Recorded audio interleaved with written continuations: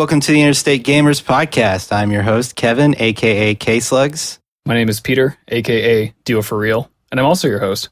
Dude, it's here. The last episode of the season. You know that GIF where the TV show host is like waving his hands and it says, "It's happening!" That's Oh, yeah. That's how I feel right now. It's happening! Yeah, but for our last episode, I heard we have a very special guest. That's not true. Oh. You've been misinformed. Oh. Just kidding. I misinformed you. I am the one who knocks. We do have a guest on today, and he is one half of the Yeasty Boys podcast, a good friend of the show, esteemed friend, a lover to some, confidant to many. I really let that get away from me. But anyway, here's Jason Tate. Hello, in the words of Kevin. It is I, Jason Tate. Jason's here to help us review Fortnite. We thought he was the Fortnite expert, so Sure. we thought we'd invite him in. I know all about the victory royales. I think I might have told Peter this the other day, but and this is one of my pre-episode rants, but I was at Cane's and I was just sitting there by myself, and just kind of taking it all in, you know, getting some some people watching, and all of a sudden this kid, he doesn't even come inside Cane's. He just kind of comes up to Cane's. He just walks up out of nowhere and he's standing in front of Cane's. He's got his Beats on, and all of a sudden this kid starts doing some crazy Fortnite dance. And I'm just like, what is going on? And nobody else is seeing this. Like, nobody else is paying attention to this kid. And he gets done with his dance and he just acts like everything's normal. And all of a sudden, this car rolls up to him. And I'm like, what's going on? And he's waving to this car. And out comes a girl whose mom dropped him off to go on this date with this kid to Cane's. And I was like, that is amazing. This kid hyped himself up with a Fortnite dance. That's pretty stellar. Anyways, what are we doing again here? Well, the entire reason we have you on here, believe it or not, it wasn't to talk about Cane's. We're ending season 2 on a very strong note. We've been wanting to have you on the show for a long time to review this particular game, and this game is The Legend of Zelda, Majora's Mask.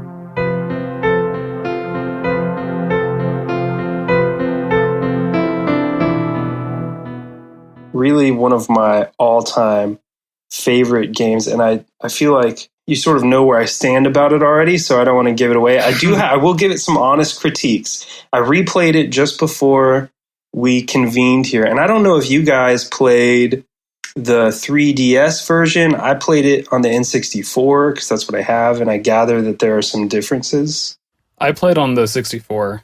Yeah, I actually have both. I've played it on the 64 predominantly, but before this podcast, I did play it on the 3DS just to kind of get some of those differences. It does look a lot better, but I haven't played it all the way through to notice too much of the differences. But a lot of people don't like the differences and changes that were in it because it was too easy, or they changed things that didn't need to be changed, and so forth. But since we're talking about the remake, I do want to briefly mention, as part of my usual episode context, that the original game came out for the N64 in 2000, in the twilight years of the N64, and the 3DS remake came out in 2015.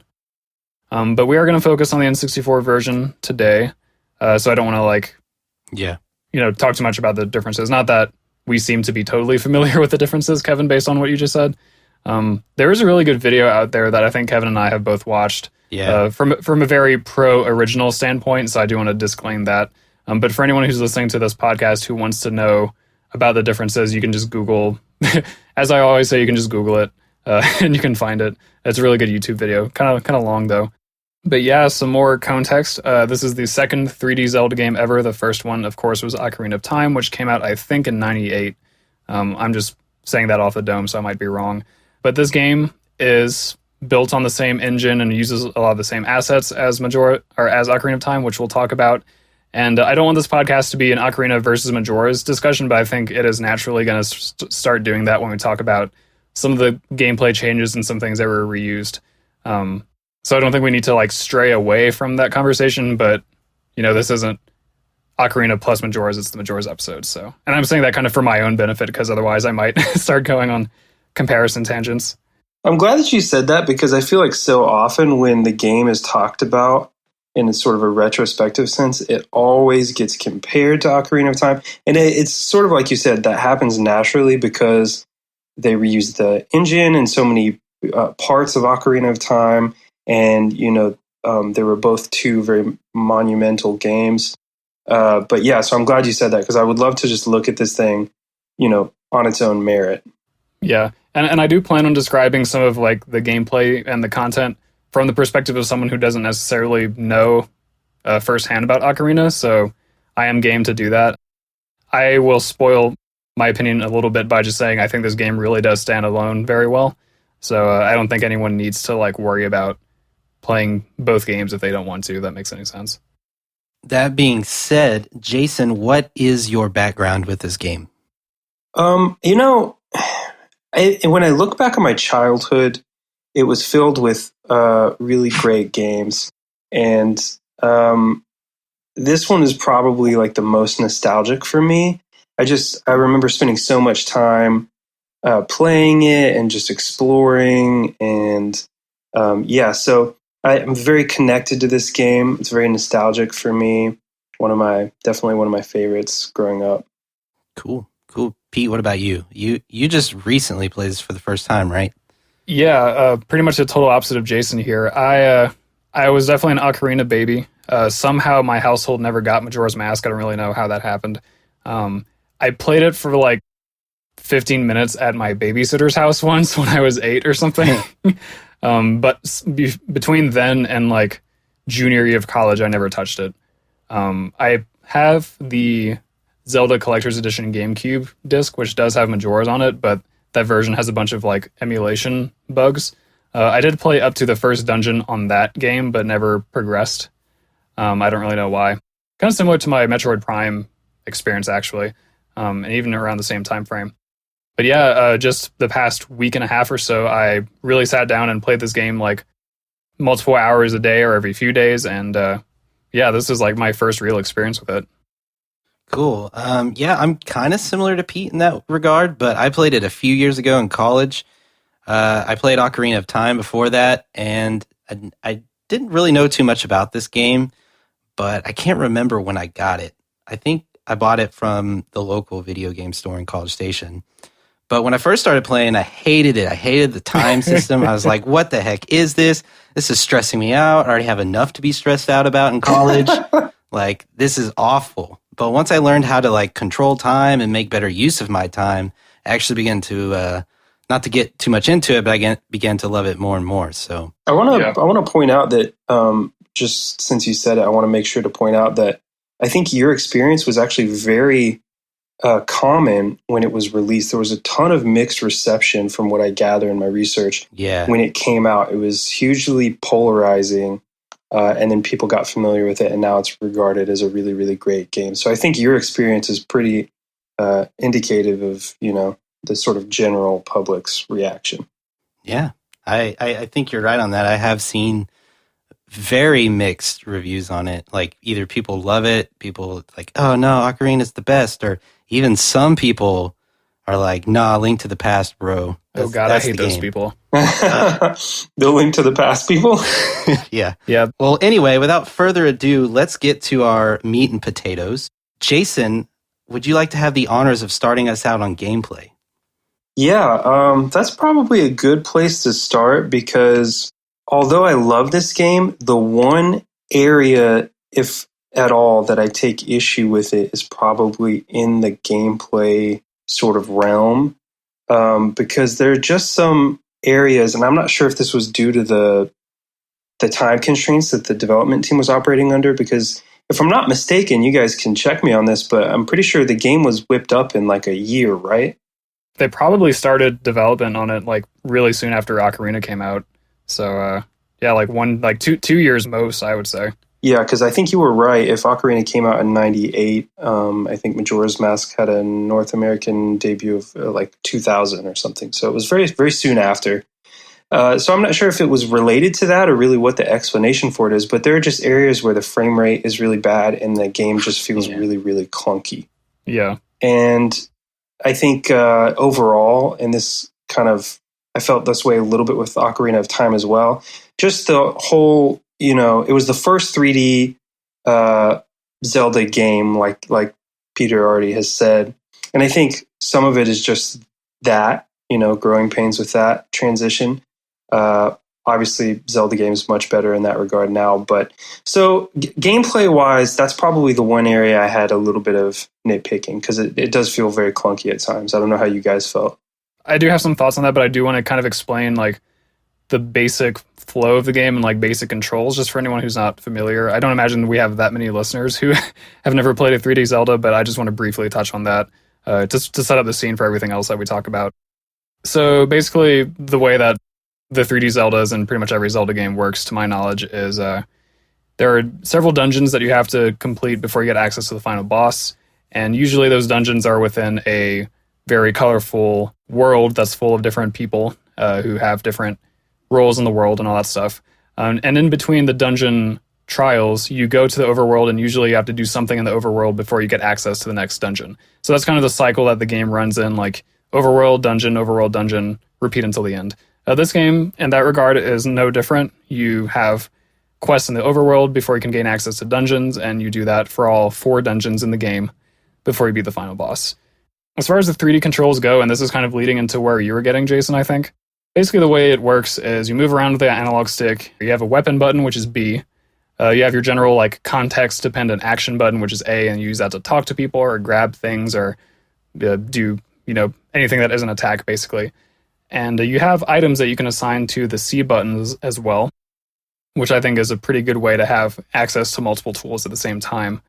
Probably the sticking point as far as controls go that most impacts the gameplay is the Z targeting system. Yeah. And this is the way that the game handles combat in the 3D space. So basically, when you're near an enemy or an object or a person even, you can press the Z button to lock onto them, and you can move around while facing that person. So it really like favors a one-on-one combat scenario. There are some cases where you're fighting multiple enemies and you can't really effectively think about them both at the same time because one of them is maybe like out of your range of view if you're targeting one of them. And that's something that actually the video series Sequelitis does a really good job of talking about if anyone is interested in further reading. But as far as gameplay goes, that's probably the thing that has like that maybe gives more people pause in terms of 3D versus 2D Zeldas. Although it is something that the games continue to do to this day. It's just nowadays it's easier with like having one analog stick to move and the other to control the camera. That sort of thing becomes more streamlined. To your point about clunkiness, Jason, I would say I do feel that way sometimes. I think it is just kind of a byproduct of it being an early 3D game in the grand scheme of things. Some hitboxes feel kind of wonky. Sometimes I feel like the A button, like the detection for the context I want it to be in, doesn't work properly. So like I have to be in just the right spot to do a thing.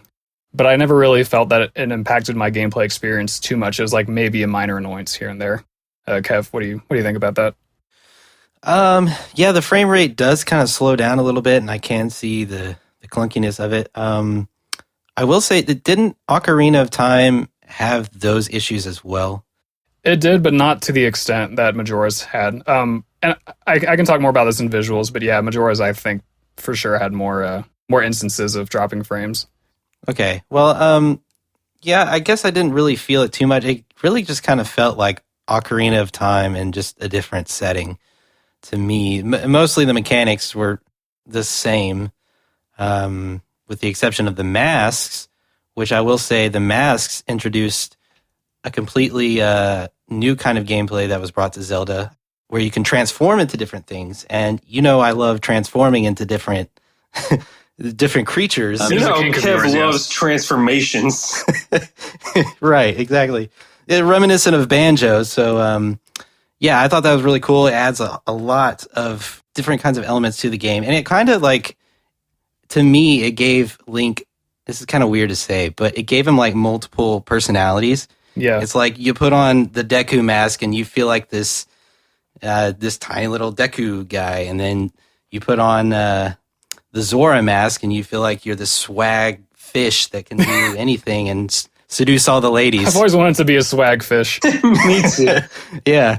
So, yeah, I thought that was really fun, really creative. Well, maybe not super creative as like a lot of people seem to be doing that around this era, but still, I really enjoyed that.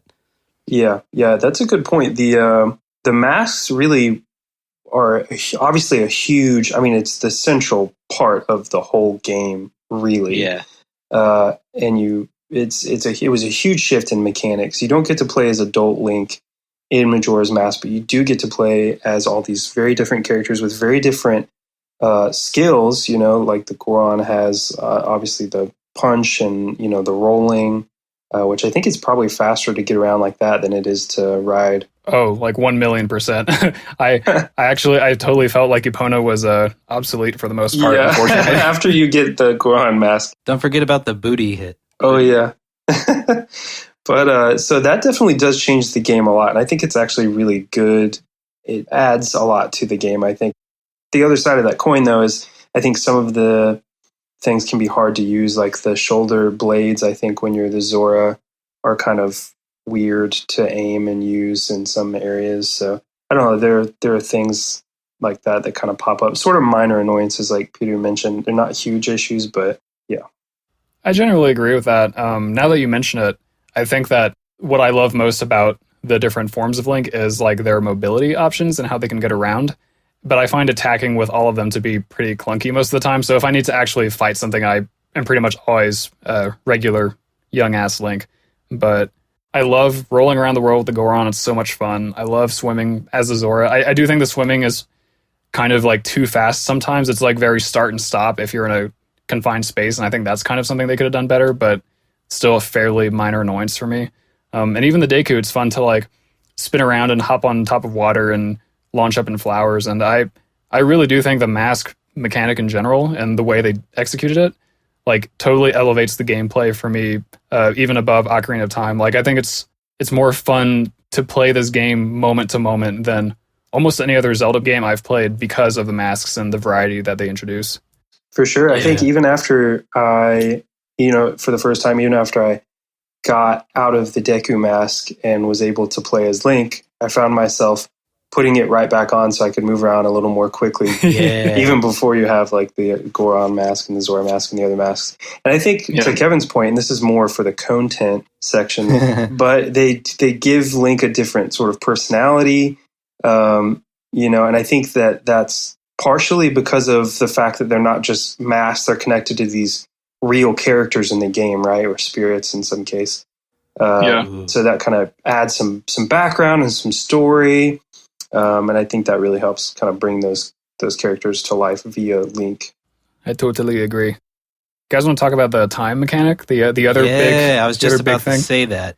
So, like I had mentioned earlier, I didn't like it at first, but then it can be stressful, I think, and overwhelming when you first just jump into the game, especially since you don't know what to do or where to go. But once you get the hang of things, especially for multiple playthroughs, it actually makes the game quite fun, and it really speeds up the pace, I think. I think it's like, you're never idle too much, because if you are idle too much and just kind of wandering around, and it might even play to the, fact that they didn't have enough time to really develop the game as much as they wanted to. So they kind of sped up the game to where you can't really just kind of sit around and just look at things. You kind of have to go.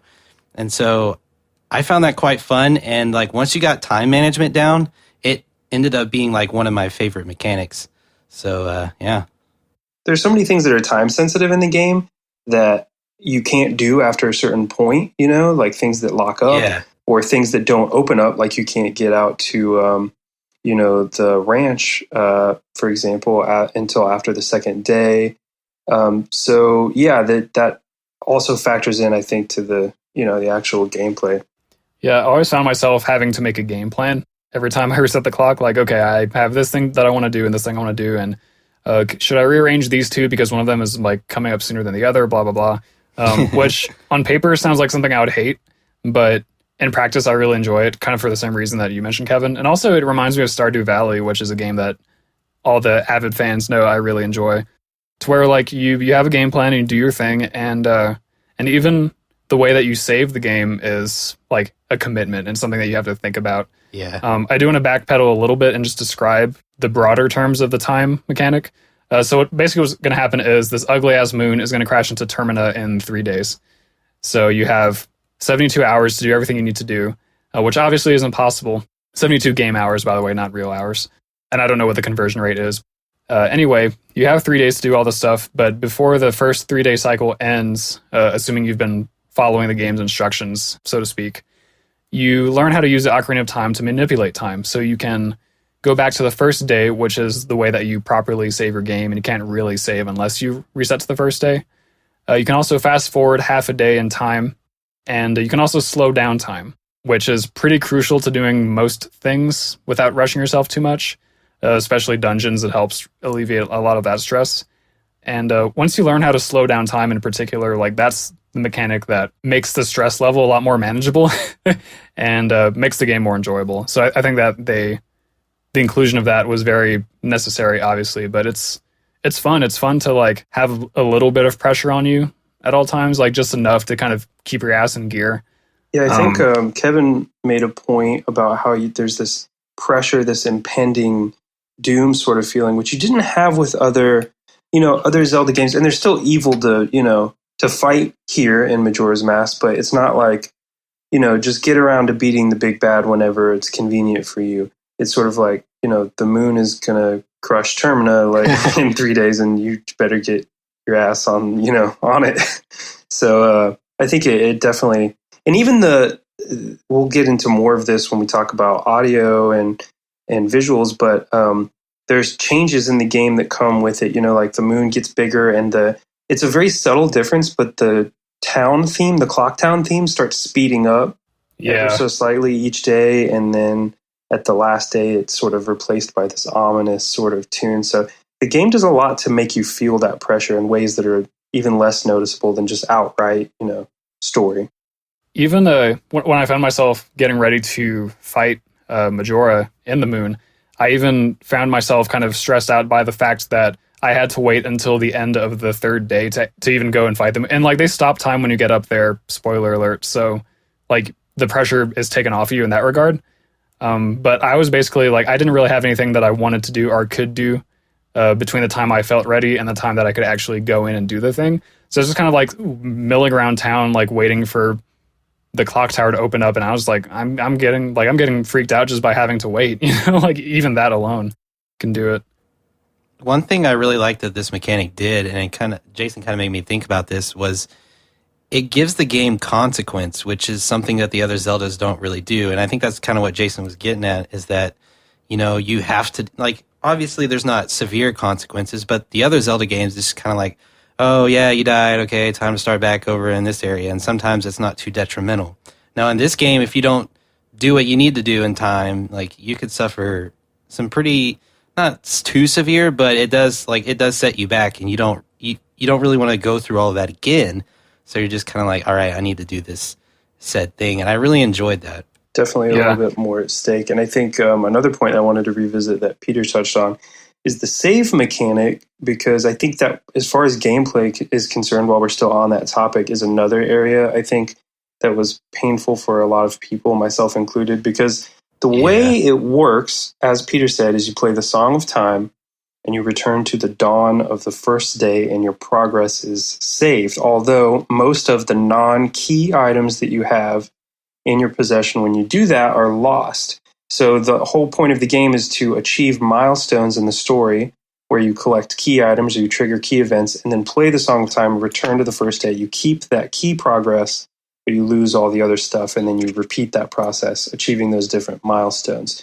But there's another way to quote-unquote save your progress, and that's to use these various little owl statues, these save points that you have around the world. But the problem is it only saves your progress for like one power cycle, essentially. You can save it, and then you can turn the game on. But if you turn it back off before you play the Song of Time, then the progress, you'll be reset. So it's sort of weird, and I'm not really sure why that was designed that way. I don't know if it has something to do with the Now, I think I know why.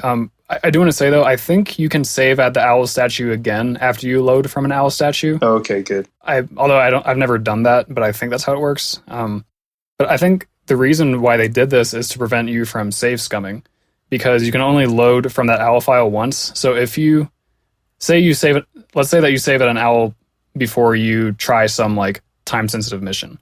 So you can do that mission and you can fail it, and then you can turn off the console, turn it back on, and then try one more time.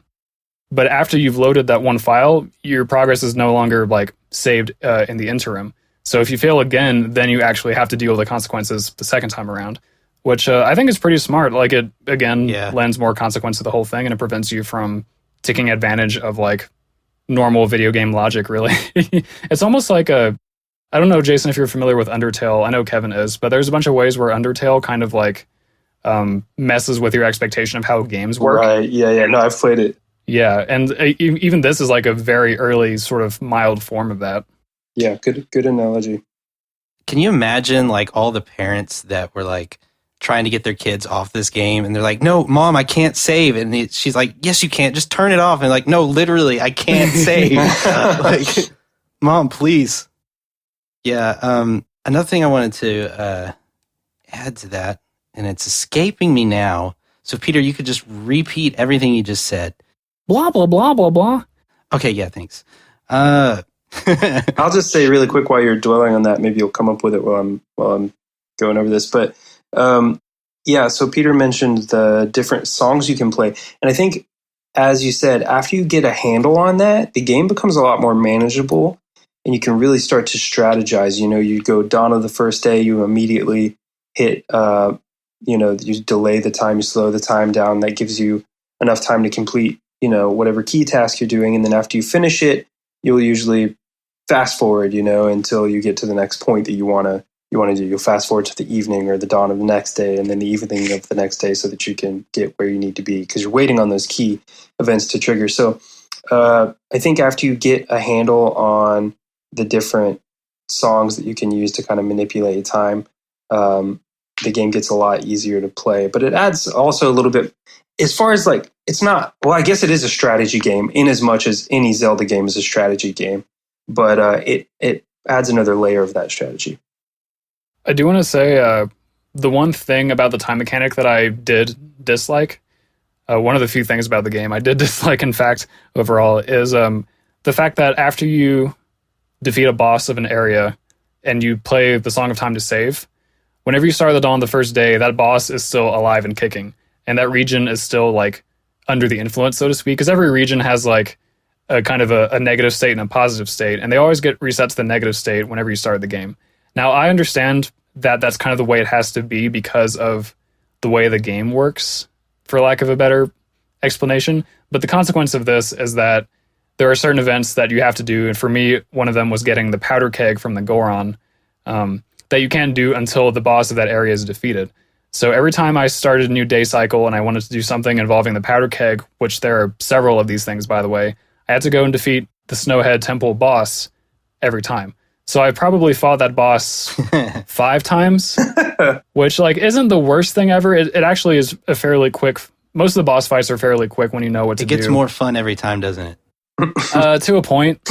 I'd say maybe after the third time, I was like, okay, I kind of wish I didn't have to do it anymore. But yeah. But like they made the boss fights fun. That's another thing I forgot to write down. But the boss fights I think are fun and inventive. I agree. And they have fun gimmicks. So it wasn't the biggest chore in the world, but it was kind of like a waste of maybe like 5 to 10 minutes of my time all told, like doing all the pre-pro that I had to do before I got to do the thing, So that was kind of annoying. Not a huge knock against it, but it is like the one time-related mechanic that I felt got too repetitive for my taste. Because it's a repetitive game by nature, but this is the one instance where it bothered me. It makes you feel kind of bad, too, that you went through all the trouble to try to relieve the sort of malaise that is taking over these different areas, or heating up the waters in the bay, or, causing these terrible storms in Snowhead, or whatever the case may be. And then, it sort of feels like it was all for nothing when you go back to the start. Of course, you're trying to take on the Skull Kid, and eventually all of those things will be dealt with. But it sort of makes you feel bad when you have to reset. Yeah. And it's like, oh, man. At least the game lets you teleport back to the boss when you enter a temple, though. It doesn't make you do the whole temple again, because, that would be terrible. Kind of like Groundhog's Day. Yeah, I've never seen that movie, but I've heard people talk about it enough that I know kind of the gist of it. Right. And I kept thinking about it every time I played. Also, shoot. Gosh dang it. What do you keep forgetting? Not again. No. I'll say my last gameplay point in the meantime. I even enjoyed the mini games in this game. And normally I don't like mini games in Zelda. I usually think they're not very fun and kind of a waste of time. Yeah. But in this game, they are really fun. They even improved on some of the games in Ocarina, like the shooting gallery games in Majora's Mask, I think are very fun, and they involve actual enemies that like move in crazy patterns and stuff. The Goron race is pretty fun. I know Kevin had some trouble with that when I watched him live stream Majora's Mask, but I'm very good at video games, TM. Oh, so please. You got lucky. It's not luck, it's skill. Mm-hmm. And even like the Skulltula house is a fun take on an Ocarina classic. A more fun take, I would say. I prefer the way that this game did it, where it's like its own little contained quest of like scavenger hunt, basically. So yeah, I don't know if this falls more into content or gameplay, but I feel like there were a lot of those really neat things, even smaller things. Like there's some little holes you would fall into, and if you had the Deku mask on, you could play a Deku mini game, and it would be for something really good, like a piece of a heart container or something, something actually decent. Just little things like the dog racing game out at the ranch that you could actually put on one of the masks, and it would, I forget which mask it was, but you could like hear the dogs. One of the dogs would be barking it a little differently, and you knew that dog was faster. Just all these little, neat little games. Yeah, I'm glad you brought that up. It adds a lot. Okay, I remember what I was going to say now. Yeah. So like you had mentioned having to beat Goat, I guess that's his name, over and over again. You didn't like that. I was wondering if they could like, when he beats Goat, he could get like a song to melt all of the snow all over again. Oh, that I was would be thinking interesting. something like that could have worked, because there's like a song to get to the temple and stuff like that you had to learn. Well, what if there was something that could melt the ice? And it does seem like that area in particular, like they wanted you to go back and like work for the sword. It wasn't meant for you to just kind of like do it all in one fell swoop. But if you know what you're doing, you can do it. I think it'd be like a minimum of 2 times.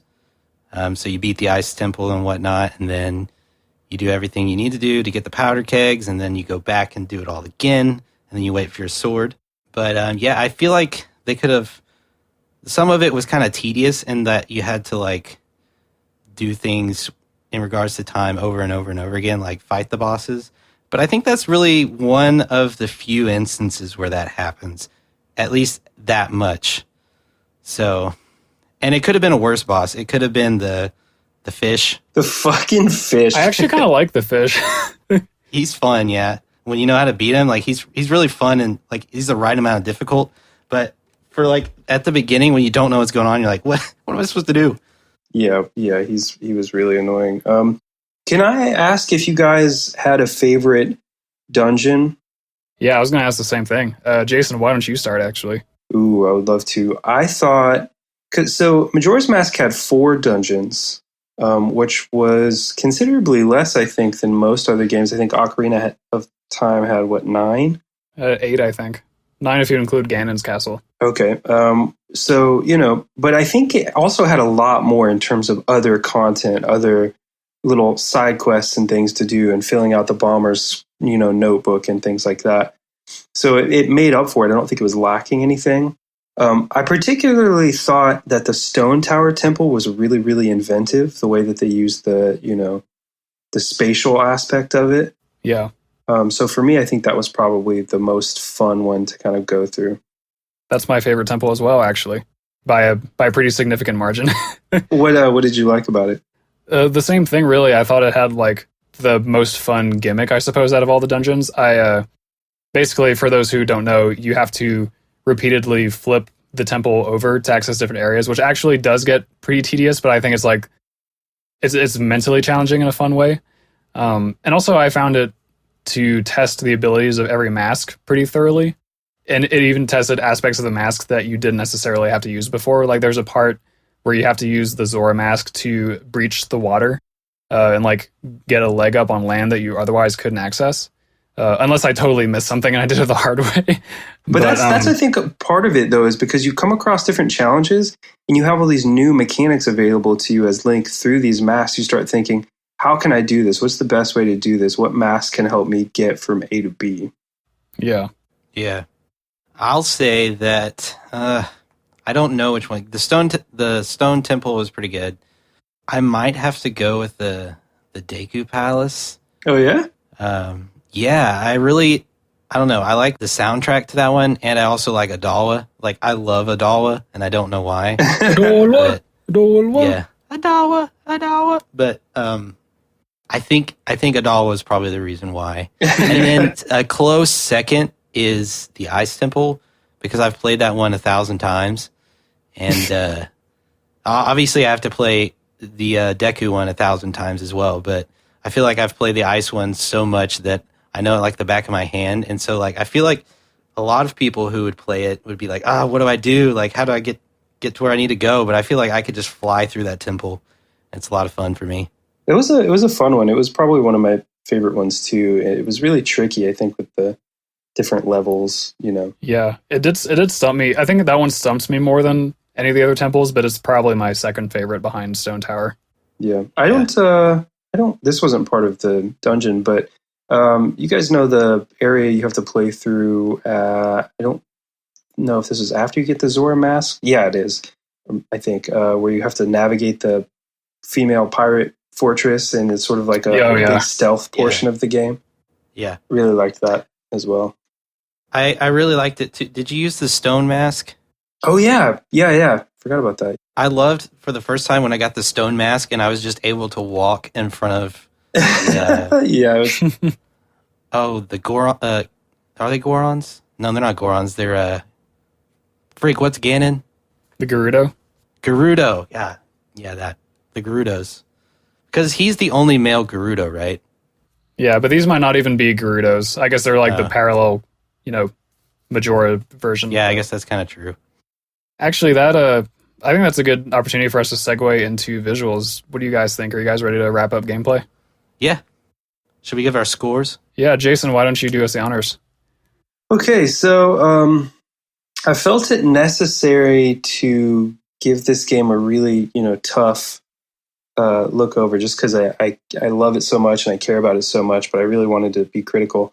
So gameplay was probably one of the tougher areas for me. I mean, it's still going to be a good rating across the board for me, spoiler alert, but I would say maybe a 92 or a 90 for gameplay. What a harsh score. God. Have you no heart? Yeah. I like that score, honestly. It's very, very similar to mine, so I guess I'll segue into that. I gave it a score, but I'm debating on raising it right now to a 95. Oh. Ooh, dang. All right. Yeah, I really like this game a lot. It's one of my favorites, which is very surprising considering I played it only a few years ago. And the gameplay, obviously I have to like the gameplay if it's one of my favorite games, so. I almost gave it a 95, but I had to be a little more harsh, and I gave it a 90. Okay. But that's good. That's an A from every one of us, so that's pretty good.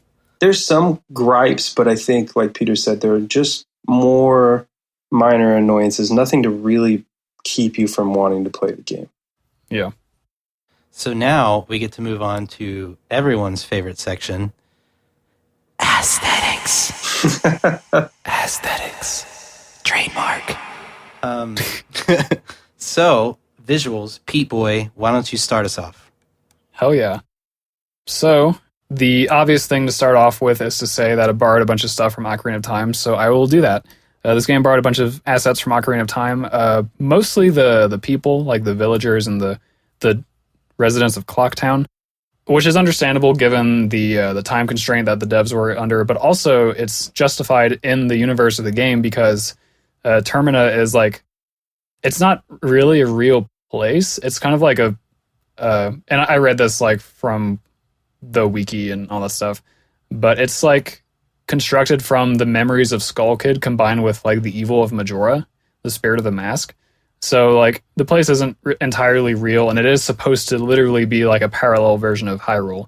So that kind of explains why they have these old characters, but in new form. Like some of the characters have different personalities also from what they were in Ocarina, so that's kind of like a fun little subversion. Yeah. But even with the characters that they reused, a bunch of them are dressed differently, or like they have some different animations. So it's not like a total just ripping off shit that they've done before. But they do it in a smart way that makes sense. So I'm not gonna like. I know I've taken points off games that do this before. I think a Kirby game that we reviewed, I did this with. But for this game, I don't really think it's a huge deal. In fact, I think kind of adds to the game. Like, oh, this is a whole new area, but like it's creepily similar to Hyrule. Like, oh, that's mysterious. That's kind of what happens. So that's an important part of aesthetics. But other than that, it's a very vivid world. All the areas are wildly distinct from each other. Like Clocktown's in the middle, and then if you go just a little bit north, then all of a sudden you're in the fucking mountains, and it's like, oh, like that was and like in a way that kind of feels like fake. Like it feels very video gamey. Like, oh, now you're here. Which Ocarina didn't really have that. Ocarina was generally like more spread out. Yeah. But again, like it kind of makes sense because this is supposed to be kind of like a crazy fictional world. So, we can do whatever and it's fine. But yeah, every place is very distinct. It's like a very brightly colored game, unlike something like Twilight Princess. Things are very colorful. That's sort of what I wanted to open with. What do you guys want to follow up with? Yeah, I agree. Like, I think they made it work. Like you said, given the time constraints, like, I think it was so clever the way they designed everything. And to make it work like that and to have it, I don't even know, to reuse the assets the way they did and still be able to give it a different feel is something that speaks to the developers. And I really enjoyed it. And you're right, it is it's like supposed to be Ocarina, like it gave it the Ocarina feel, but you're like, wait a minute, something's not right here. And I think that's kind of like the feel they wanted to go with, and I think they hit a home run with it. It was really exciting to not be in Hyrule, Yeah. This new kind of crazy, almost like this weird gothic version, or this sort of depressing kind of version of it. But a new world to explore. And I think to Kevin's point, the areas that you could critique it for, you almost end up doing the opposite for, because you just have to be impressed by what they were able to do with what they had. The fact they had to reuse assets and stuff like that, but they still managed to make it feel like really its own thing. But also, they had a lot of constraints as far as just technology goes regarding, I mean, it's an N64 game, right? Like it's not a visual masterpiece. Likewise, audio-wise, they had a lot of constraints. There's only so much, they can do on the N64. You wouldn't expect much, and but they really took that and still somehow did something really, really incredible with it. So I actually end up sort of thinking that rather than criticize them for that, you sort of have to tip your hat. Yeah. They did go pretty crazy with that blur effect, though. You guys notice that? Yeah, that's a good point. Like I call it auto-tune syndrome, because it's like when auto-tune was first invented, everyone and their mom started using it. So it's like someone figured out this cool blur effects that they could use in cutscenes and other things. They're like, oh man, this is so sick. I feel like I'm on drugs. Let's do this for everything. So I did find that a little bit tiring, or like a visual crutch that they would use, but it was pretty cool.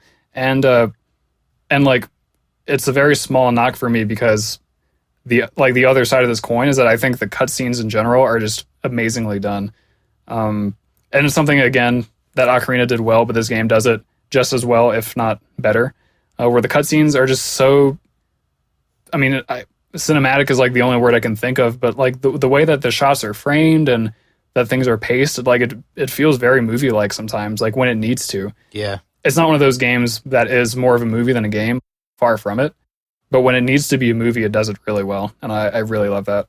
I also liked feeling like I was in, I wasn't always Link, so I was in these different worlds, I was, hanging out with all the Zora folk, in their own sort of world, and you were sort of part of these different kind of subcultures in the game. And there are so many different NPCs to interact with that have these deep stories, like, I don't know if you guys have done like what your playthroughs were like, but a while back I did a 100% complete run like all heart containers, all masks, the Master Sword, the Great Giant Mask, the whole nine. But in doing that, I wanted to complete the Bomber's Notebook and do all the side quests and little missions. And as you get to know these people of Clocktown and these different stories, Andrew's story about how he was turned into a kid and went into hiding away from his betrothed fiance, and you sort of help resolve their kind of love story, and just all these crazy little these people to fall in love with in their little stories and worlds. And so I feel like aesthetically it was really neat to interact with those characters and be in those spaces. Yeah. So Jason, can I get you to memorize everything that you just said and just repeat it for the content section? Yeah, I can probably do that. Nah, that's cool. A lot of it was very creepy. Did you guys ever feel creeped out while you were playing this game? Yeah. Absolutely. I love that about it. Yeah, that's like the thing about this game. Like, first off, there are masks. Second of all, there's time. And third of all, it's creepy as shit. Like, most of the time. The mask dude is creepy too. I was about to say that. Yeah, I remember playing it when I was young, and I was just so freaked out by the mask salesman when he like freaks out and grabs you and shakes you, Yeah, his eyes. Ugh. Yeah. I also thought it was really cool. I don't know if you guys noticed this, but he had a little Mario mask. Yeah. It's a nice little nod. Well, we're kind of a little bit pressed for time, so I think we're done with this section, are we not? Yeah.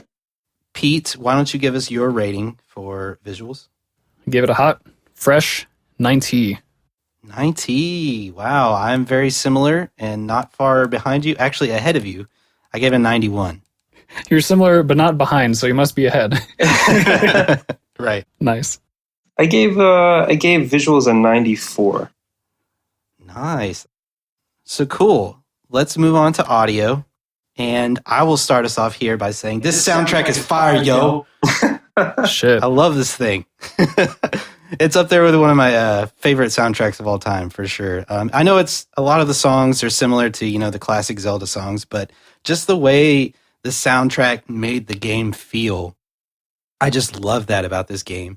And there's actually a guy, I don't really know how to pronounce his... Theophany?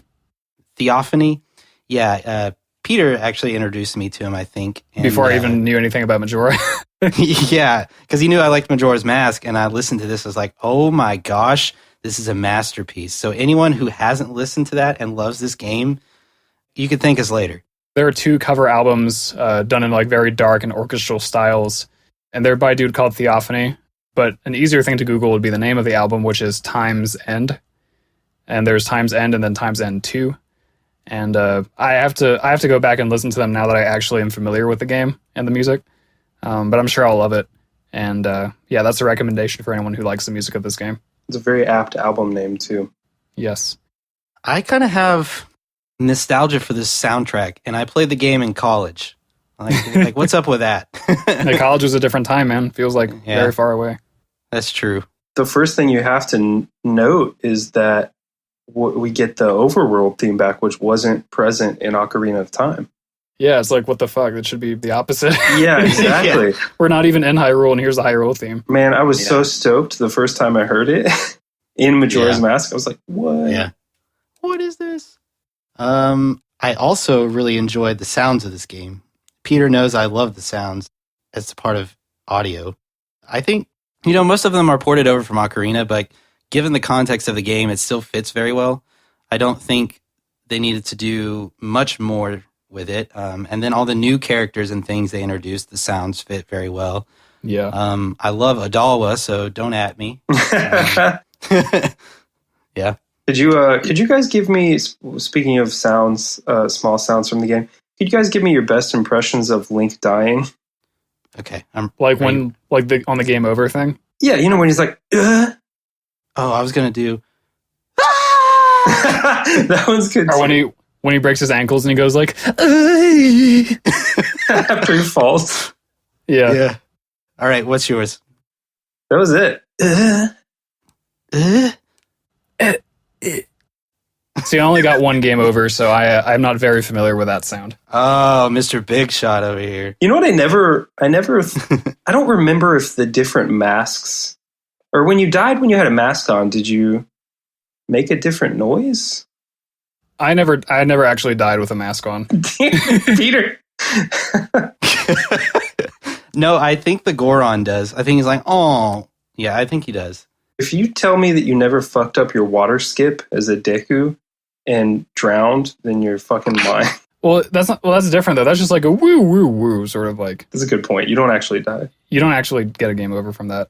I love the sound effects. Yeah, of the different mask characters, they really do like make you feel like a whole different character. Like Goron Link is like oh, and then Zora Link is like blah blah blah blah blah, and then Deku Link is like meep meep meep. It's very very good. You can all sample those sound effects and use them in your mixtape if you want. You don't have to credit me or anything.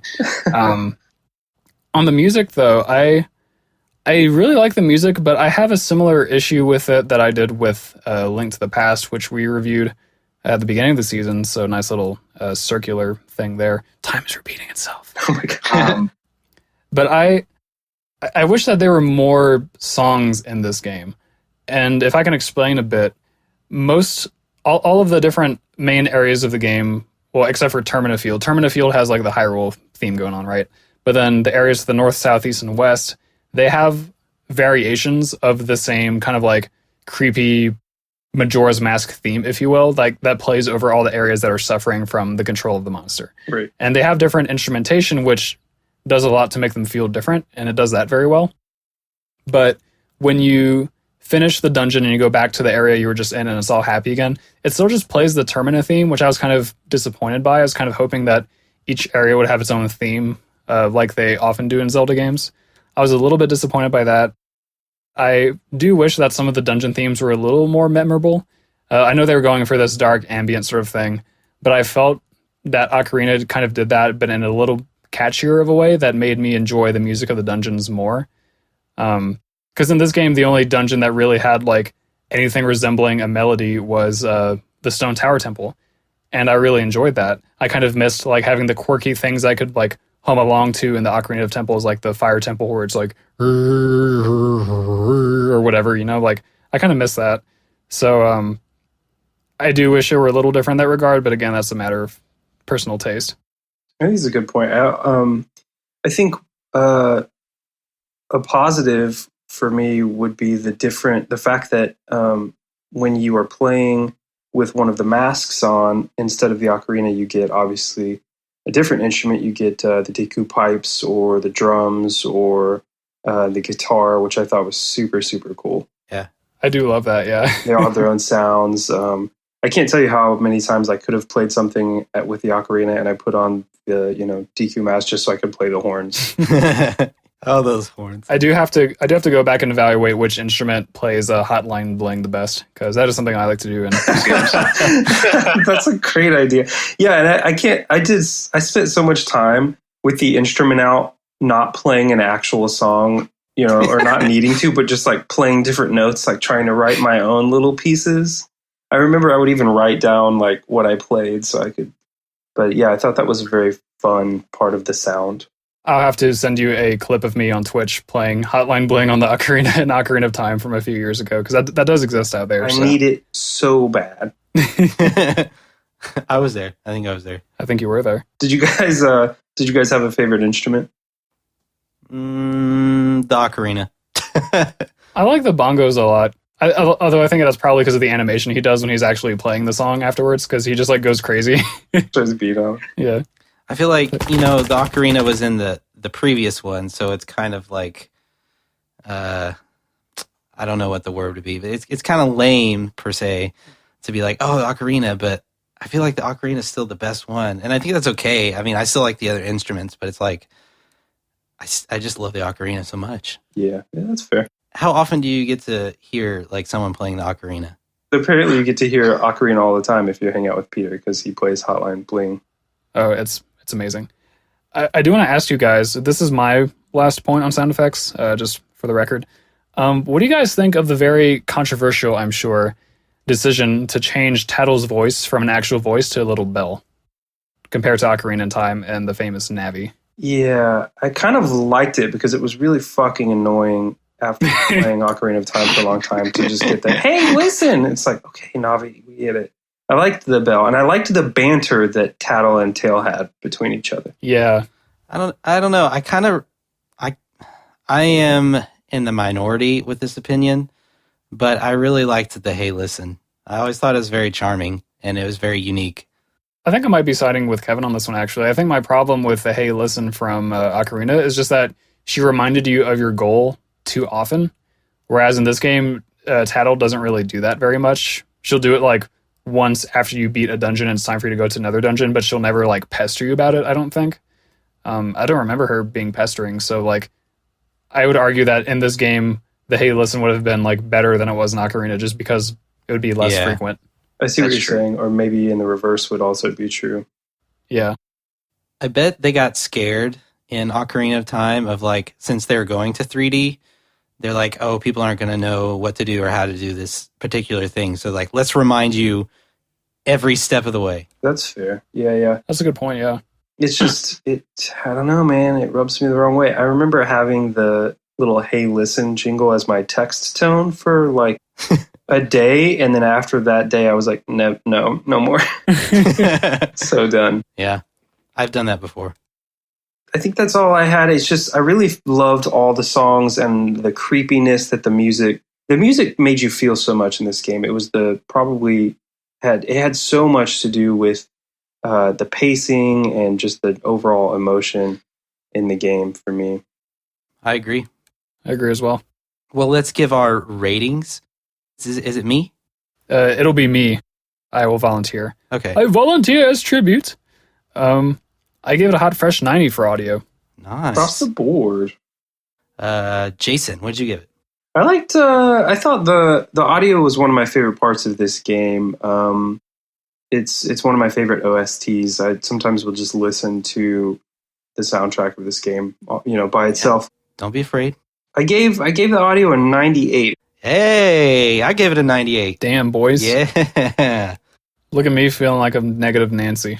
Well, there has to be one Simon Cowell of the group. It just happens that I'm Paula Abdul and Kevin is Randy Jackson. Yeah. See, I'm the audio expert, so my opinion matters more, and I have a more critical ear, so It's going to be a no for me, dog. All right. Is it time for everyone's other favorite section? Yes. Content. I want to start this one off, and I want to say that the content of this game is amazing. I think this is one of the most replayable games of all time for me. For me personally, like I would play this game over and over. And Peter, you've seen me play it over and over again. And I know I speed ran Banjo and played that over and over again, but this game, the length of the game is so perfect that it's not too long and it's not too short. Yeah, so I can always enjoy, like I could play it in 1 week and have a lot of fun. Yeah, I feel pretty much the same way. The only point where I differ there is I kind of feel the way that I feel about Metroid Prime, and that I'm not sure I'd want to play it right away again, the main story at least, because it is kind of like that movie sort of feel for me personally.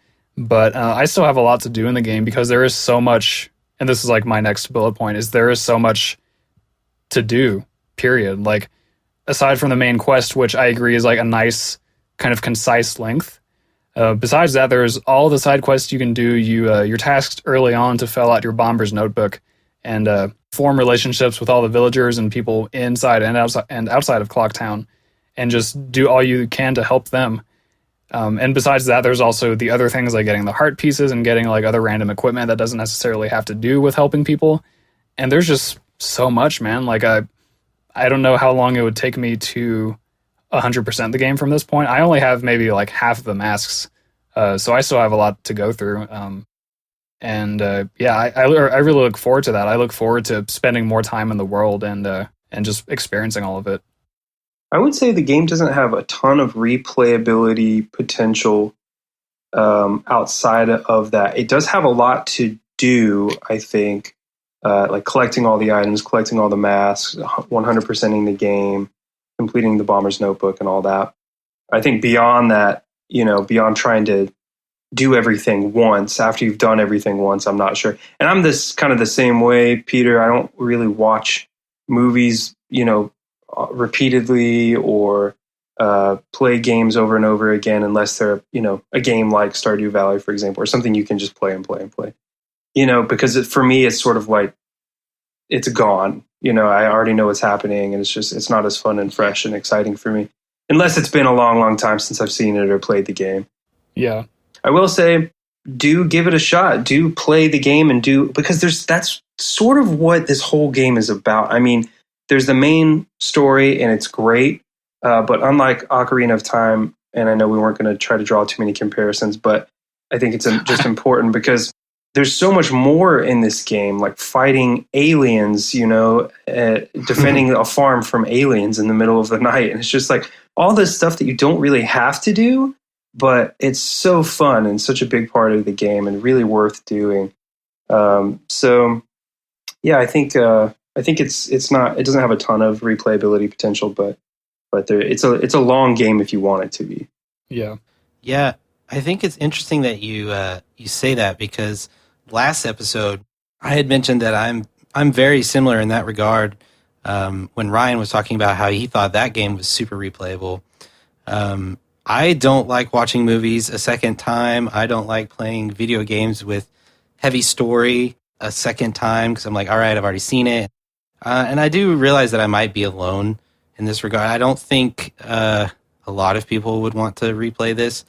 I just think if you ever get in the right mindset and you're like, oh, I just want to experience those things because they're kind of fun, it can be, and this is just me personally, but it can be really fun to just kind of go back through those things, and especially because of the time mechanic, because you can be like, all right, I want to do all of this in one day or one go through, and you can do that. And I don't know, it's really cool to do that for me. I know I've streamed it multiple times with Chris. We haven't actually gotten through a whole playthrough yet, but I think one of these days we will.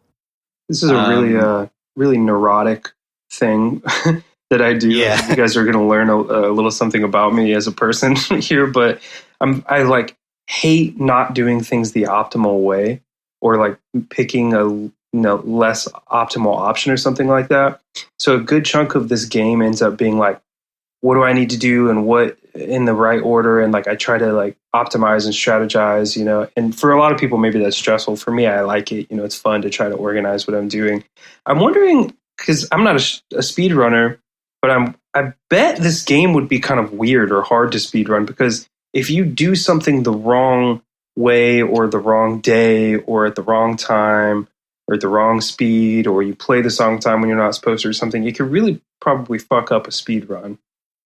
Yeah, I've actually watched a few speedruns. This guy named, I think his name's Majin Phil, and if he doesn't hit the certain part where he like glitches through a wall at the beginning, he like resets and gets real mad about it. I think the general gist of speedrunners is once they've played the game enough and they get really good at it, they get really mad that they can't do a certain thing, and they almost start to hate the game.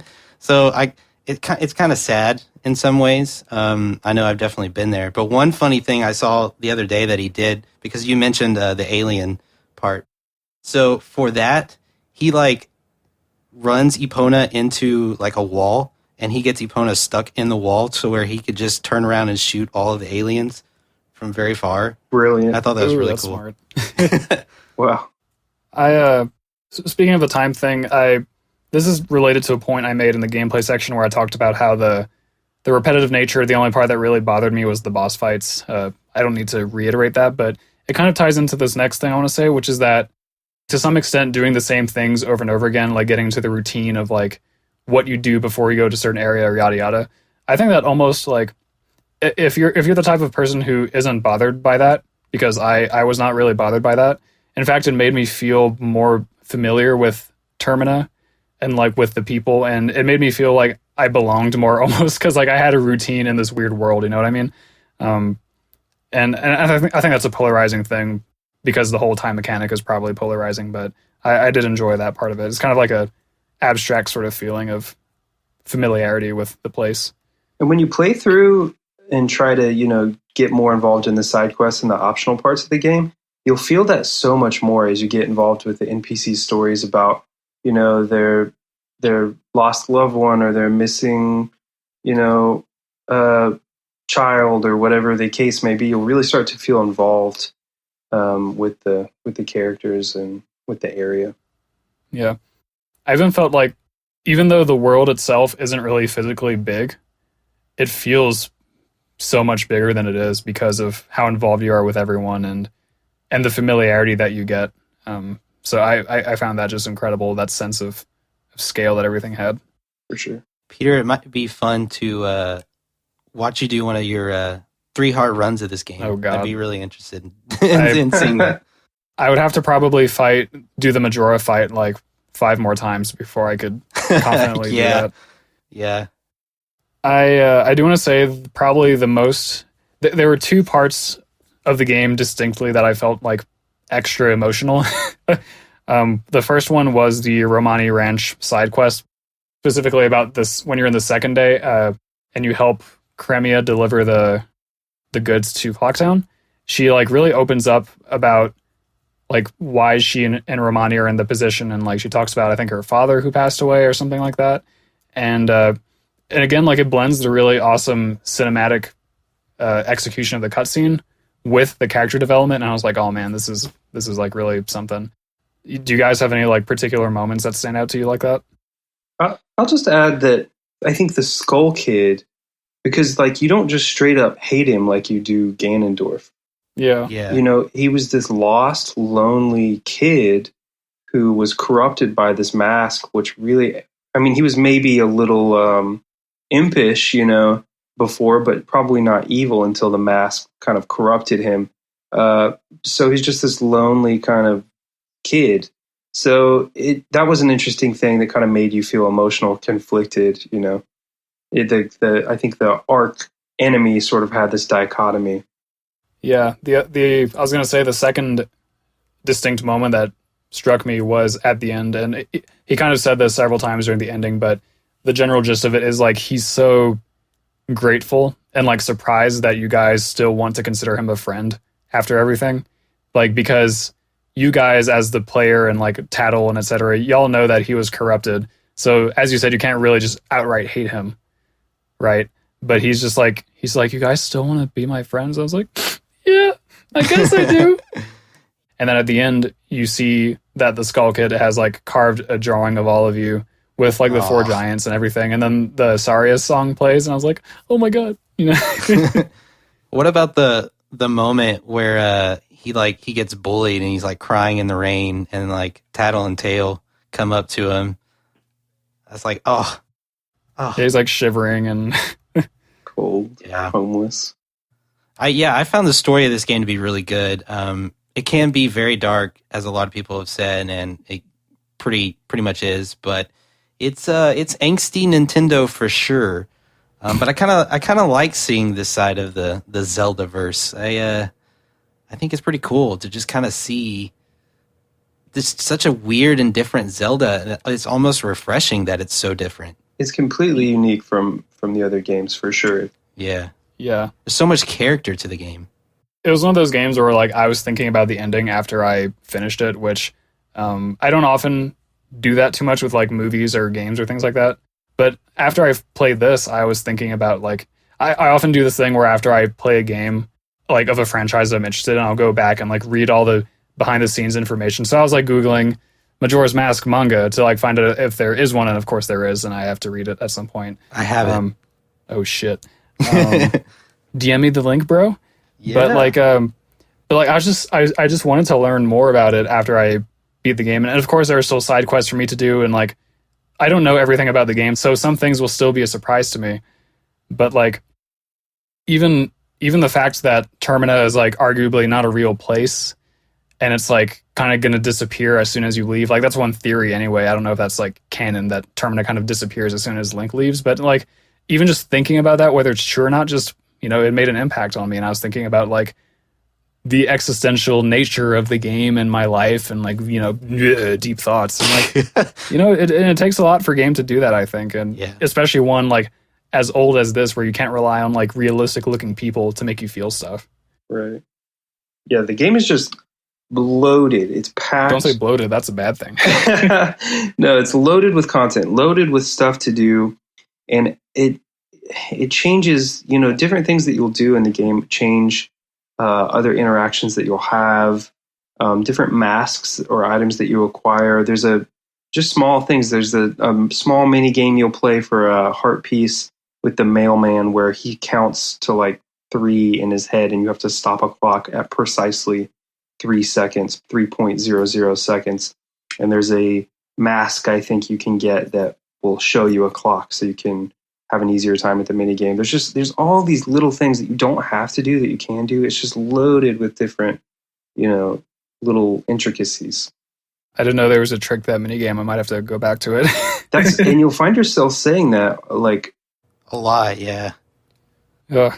I'm exhausted with my content. I have said all that I need to say. Yeah, I agree. Like John Mayer. I think we can wrap it up. I feel kind of remiss that we didn't somehow talk about that fucking moon. Oh, yeah. The moon's creepy. Everyone knows it. Let's move on. He gets closer and closer. That's kind of cool. Moon confirmed for Smash? I think like when the game starts, it's like super far away. Like it's like incredibly far up there. Not really. It's pretty close. Like it's close. When it's not supposed to be in view, like this is like debugging the game, right? Like it's like super far way up there. I don't know. It's weird. It's like one of those did you know Majora's Mask kind of thing. Oh. Yeah. Sorry. Well, that was good. Anyway. Hey, let's move on. Anyway, we'll just give our ratings now that I've done that. Jason, what do you got? Well, I feel like since it's one of my all-time favorite games, I gotta go big and give it the big hundo for me. It's one of my favorite games in terms of content. I just think it's such a fun and whimsical game. It's loaded with stuff to do. It's such an endearing game, and it's fraught with conflict. And I don't know. For me, it's one of the perfect games content wise. Yeah, I'm gonna have to agree and go right up there, very close to you. I will give it a 97. A little room for growth. Nice. Yeah. I almost gave it a hundo. The only thing holding me back was like how I felt annoyed at like having to fight the bosses, because I feel like that is kind of a content and a gameplay thing, because it like affects the pacing and all that. But I was still thoroughly impressed. It's a little soon for me to say because I just recently played it for the first time for all practical purposes, but I would almost feel comfortable saying I love this game. And the content score from me is a 95, and I think that reflects that. Woo! There you go. Yeah. That's what I'm talking about. Cool. All right, so let's do our number crunching. Let's do our number crunching. Jason, you want to live rendition an ad for the Yeasty Boys, although you guys kind of are on hiatus at the moment? Yeah. We are the Yeasty Boys. We drink beer, we talk about beer, and we answer your questions. Check us out at theyeastyboys.beer. We haven't released an episode in a while, but we might get back around to doing that soon. Cool. So having heard that word from our sponsors, here is some sped up music from our intro, and we'll be right back. Y'all, we've crunched the numbers. We have some exciting news about the numbers, but first, let's go over the smaller numbers that constitute the exciting news. I could have not worded that any more awkwardly. Do you guys watch Parks and Rec? I watched it a while back. I have, yeah. There's this character called Pert Hapley, and he always words things. I love him. Oh, he's great. He's probably my favorite. He's like, now we have a breaking news story about a news story that's happening right now at this very minute that's breaking today. Oh, man. Well, guys, I have some things to tell you, so I'm going to take a minute to tell you those things I want to tell you. We're going to summarize our scores and then go to the overall IG score. For me, as a recap, my gameplay was 9T. My aesthetics was 9T, and that is from a visuals and an audio of 9T. I'm seeing a pattern here. But oh shit, what's this? It's a 95 for content, breaking the pattern, giving my overall score a 91.7 for Majora's Mask. Kevin, what about you? I gave gameplay a 95, visuals a 91, audio a 98, bringing my aesthetics to a 94.5, and then my content was a 97, bringing my overall rating to a, what was it again? 93.5. Nice. He gave it a 92 for gameplay, which actually I think was less than Kevin and just slightly more than Peter. I did have a lot of gripes about the sort of frame rate and the general kind of clunky feel. Visuals were a 94. Audio gave it a 98. I just absolutely love the OST. And then content-wise, I think it's just the perfect game, so I gave it that 100 score. I like it. And your overall rating was a 96, I believe. Yes, 96 average, so... Hell yeah, brother. Tied for Ryan's favorite game of all time. Oh, did Ryan give a Metroid? Oh yeah, Ryan did give Metroid Prime 96. Oh, huh. Not only have we've had 3 episodes in a row with guests to end the season, but those last 2 guests also gave the same overall score, so that's pretty interesting. Yeah. I love seeing patterns like this. What's even more interesting, the big thing I was teasing you all about in my Purred Happily impression, is that this game now has an IG rating of 93.7, which is the highest rating on the list. Oh my God. Did we just walk up slowly and give, and rate the highest game of all time? I think we just did. Unfortunately, and some would say undeservedly, kicking Super Mario World and Link to the Past off of their tied for first throne. Oof. They are now tied for third. Tied for second. Yeah. They're now tied for second. We have Majora's Mask first, Super Mario World, and LTTP second. And Metroid Prime is fourth. That's how that works. I had it backwards. Yeah. So we've got a new kid on the block. We have 2 Zelda games now in the top 3. So that's pretty cool. It is pretty cool. Maybe, is this like a good franchise or something? I don't know. Something like that. I do want to say, as my last note on Majora's Mask, I did pretty much love this game. I do want to say, though, that up until this point, it always existed as, kind of... It's hard to describe, but for a long time, I felt like this game didn't really exist. Because I never had it growing up, and I never really, sat down with it until a few years ago. And even then, I didn't actually, play through the whole thing until just a few days ago, or a week ago. So, it always existed in, this nebulous part of my mind, because, I should be familiar with it because it's a classic N64 Zelda game, but I'm just not.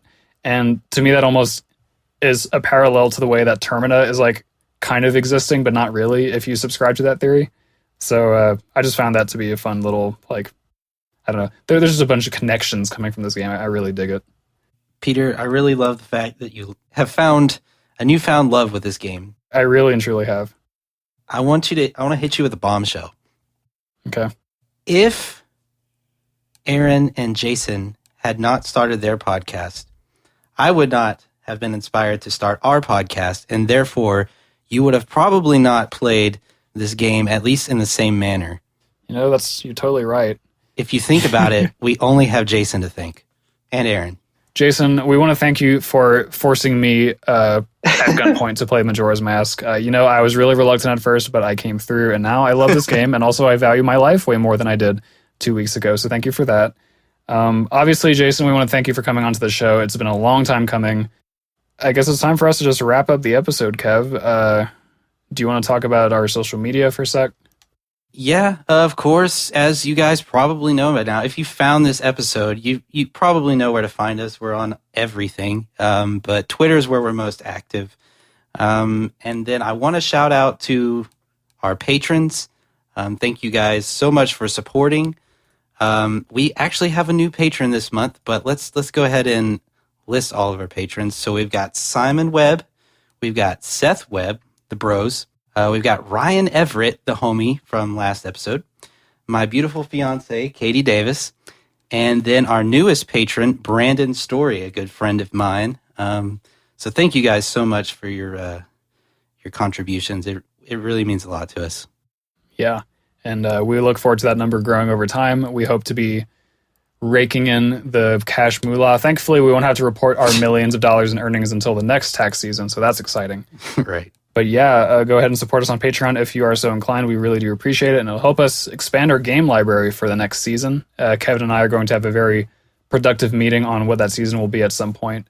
But until then, this will be similar to last time where we're going to take probably a couple months off. Kevin and I don't have a timetable planned, but yeah, we will.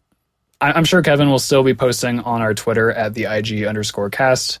He likes to post about various gaming developments, gaming news developments, and I doubt that'll change very much. It better not now that I've gone and said this on air. Yeah. We've got new content in the works as well. We've got some surprises for you guys coming. It's going to be good. I promise you that. It's going to be good. Jason, I don't know, Jason, what you do on the internet. I don't think you have a podcast, but I might be wrong. Do you want to kind of plug anything? Yeah, no, thanks for having me, by the way, on the cast to talk about one of my favorite games. I was happy to be here when you guys reviewed it for your last episode of the season. Yeah, just like I said, check out the Yeasty Boys at yeastyboys.beer, and hopefully Aaron and I will be back to producing that good content for you all. In the meantime, there's lots of episodes to catch up on if you haven't listened in a while. Man, I remember when I only had like 15 episodes to catch up on, but to me it still felt like so much content. It was so expansive, kind of like Majora's Mask, to be honest. And now that I've really lived in the world of the Yeasty Boys, I find myself very connected with the hosts, even the erstwhile Cameron Clemens, who I miss dearly. And I look forward to seeing where the journey takes us. Yeah, comparing our podcast to Majora's Mask might be the nicest thing anybody's ever said about it. So, well, it's coming from the heart, man. All right, well, I feel like we're missing something. Are we not missing anything? No, we're not missing anything. Okay, fine. See you guys next season. Pretty much. Love you too, guys. Love you too.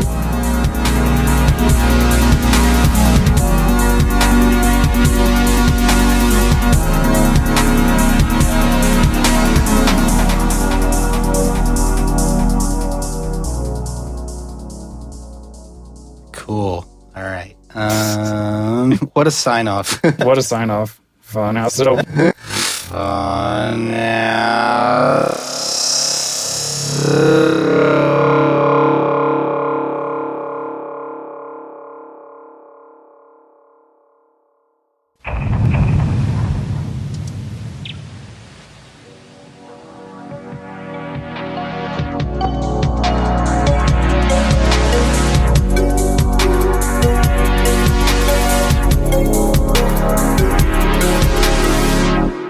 Hello, and welcome to the Interstate Gamers Podcast. I'm your host, Kevin, a.k.a. K-Slugs. My name is Peter, a.k.a.